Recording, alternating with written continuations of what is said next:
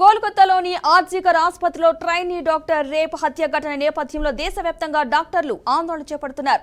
ఇవాళ Indian medical association పిలుపు మేరకు అత్యవసర సేవలు మినహా అన్ని సేవలు బహిష్కరించి ఒక్కరోజు నిరసన చేపట్టారు. దీంతో వివిధ రాష్ట్రాల్లో వైద్య సేవలపై తీవ్ర ప్రభావం పడుతోంది. చాలా రాష్ట్రాల్లో రోగులకు వైద్యం అందక విలవిల్లాడుతున్నారు.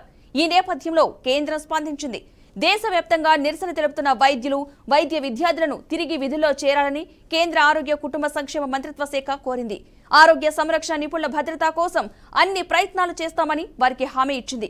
ఆరోగ్య సంరక్షణ నిపుణుల భద్రతకు సంబంధించిన చర్యలను సూచించేందుకు ఒక కమిటీని ఏర్పాటు చేయాలని శాఖ ప్రతిపాదించింది.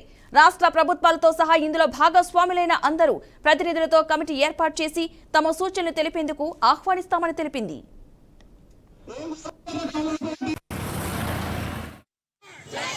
We want justice.